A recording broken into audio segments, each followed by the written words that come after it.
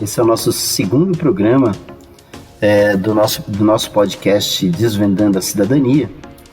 E lembrando que no primeiro episódio nós falamos sobre a questão política, né, a importância da participação política.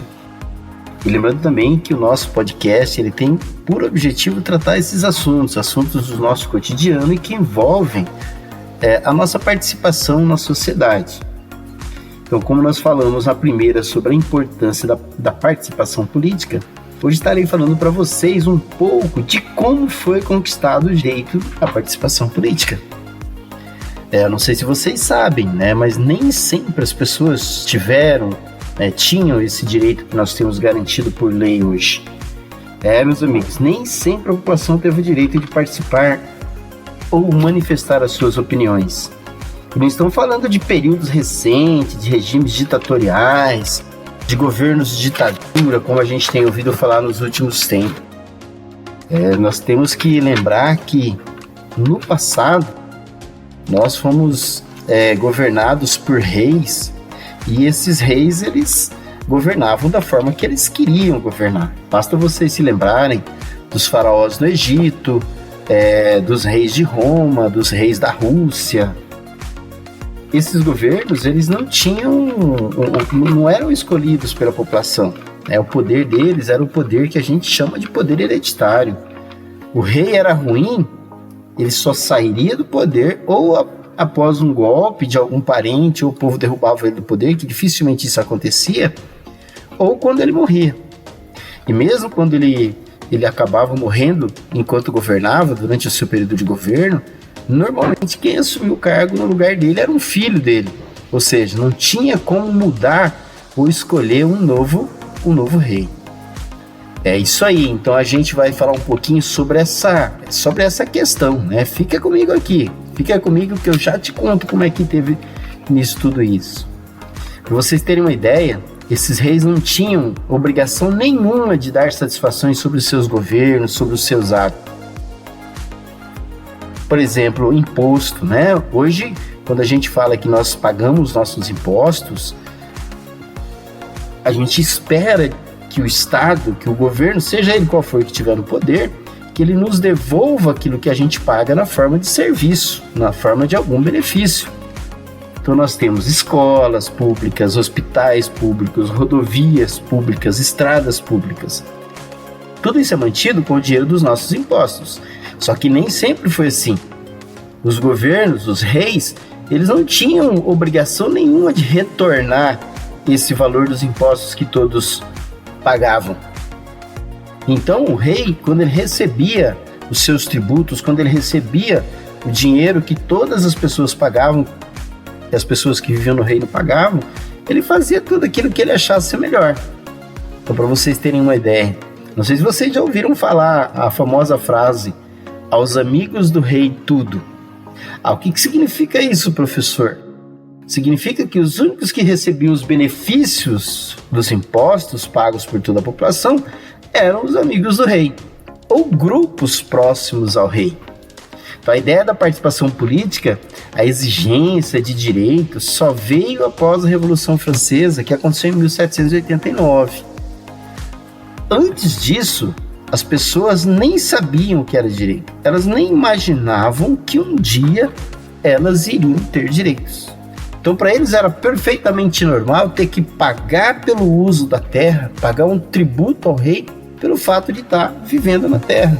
Pagava imposto ao rei, pagava imposto ao nobre dono da terra, ia para uma guerra. Quando acontecia uma guerra entre um reino contra o outro, essas pessoas eram convocadas, eram obrigadas a se alistarem nos exércitos e morrer pelo seu rei, certo? E isso tudo dentro de uma situação assim, nós não temos o direito de escolher o nosso rei. Essas pessoas, elas não tinham noção de direito. Hoje eu acho muito interessante quando as pessoas brigam numa fila e falam: olha, nós temos que lutar pelo nosso direito, eu quero isso porque eu sei que isso é direito meu. Mas às vezes ela não imagina que para chegar a esse ponto de nós podermos brigar por um direito nosso, teve que acontecer uma série de fatos, como eu acabei de citar, da Revolução Francesa, que é o marco inicial da história do direito que nós temos hoje. Então, aos poucos, o povo, né, após essa revolução, passou a saber o que é um direito, o que é um dever. Esse processo ele não foi rápido, ele não foi implantado a questão do direito de uma forma rápida. Ele foi um processo lento, um processo difícil. Por quê? Como sempre, os mais poderosos se juntam e formam grupos. Porque muitos poderosos, até nos dias de hoje, eles não aceitam que os grupos menos favorecidos da sociedade, eles tenham determinados direitos. E aí, eles se juntam, formam grupos, trabalham mesmo que num regime democrático, conseguem elaborar leis que beneficiam apenas os seus interesses. E é legal aqui que isso me lembra um pensador francês chamado Etienne de La Boétie, que escreveu um ensaio com o título Discurso da Servidão Voluntária, né? E o Michel La Boétie, ele começa a escrita dele dizendo: como pode um homem mandar em 1 milhão? Olha só, como é que pode um homem mandar em 1 milhão? E aí ele traz uma série de discussões, né? Ele vai dizer o seguinte: uma das formas encontradas para que um homem possa mandar em 1 milhão, ou um grupo mandar em toda uma sociedade, é o fato das pessoas, muitas vezes, se habituarem, é o hábito. Né? Então as pessoas se acostumam a ser mandadas. Elas não questionam as ordens ou as regras que chegam para ela. Elas simplesmente se acostumam a ser mandada. Isso acontece com o decorrer do tempo. Tudo que vem para ela dá a impressão que, quando ela recebe tal valor, quando ela recebe tal serviço oferecido pelo Estado, aquilo parece que é um prêmio, né? Que quem está no poder está fazendo algo de bonzinho, sendo que, na realidade, esse é um direito, nós pagamos para isso. Mas as pessoas vão se acostumando, vão se habituando, e aí elas não vão mais questionar. Com o tempo, né, ela não entende mais que ela tem esses direitos, certo? O segundo motivo, La Boétie vai dizer o seguinte: é a covardia. O que é a covardia? É as pessoas não quererem participar, como nós falamos no primeiro programa, e esperar que outros lutem pelo seu direito. Então ele não vai participar de uma reunião da associação de moradores, ele não vai participar da reunião na escola do filho, né, esperando que outras pessoas assumam esse papel. Então ele se acovarda diante dessa situação, né? Então as pessoas desenvolvem uma espécie de medo de participar de algum movimento. Ele teme uma represália, né? Ele teme que o patrão vá ficar bravo, ou que futuramente ele possa sofrer algum problema por ter ficado contra determinado grupo. Então esse é o terceiro momento, né? É o segundo questionamento que o La Boétie faz. E o terceiro é dizer a participação. Quando as pessoas se habituam, se acovardam, os grupos saem vitoriosos, né? Por que eles saem vitoriosos? Porque uma vez que não tem ninguém interessado em defender os seus direitos, facilita para aqueles grupos que se organizam assumirem o poder.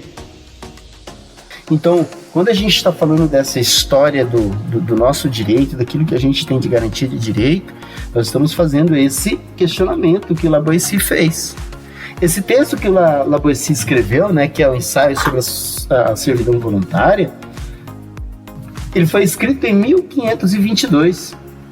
E quando a gente lê hoje esse texto do La Boétie, esse ensaio, parece que ele foi escrito ontem. De tão atual que esse discurso está. Era uma preocupação dele em 1522. Hoje nós estamos em 2022 e ainda serve, né? Esse texto ainda serve para uma discussão como essa de nossa hoje. Então, meus amigos, essa é a nossa ideia do nosso podcast. Aqui quem está falando com vocês é o professor Luiz Carlos, né? Mais uma vez nós estamos falando sobre isso e tentando mostrar para vocês a questão do direito, da participação. Porque participar é ato de cidadania. Quando eu deixo de participar e espero que outros o façam por mim, né? Estou me acovardando, como diria o Lavoisier. Então, estudar, participar, são coisas que nós devemos fazer. Um grande abraço a todos e até o nosso próximo episódio.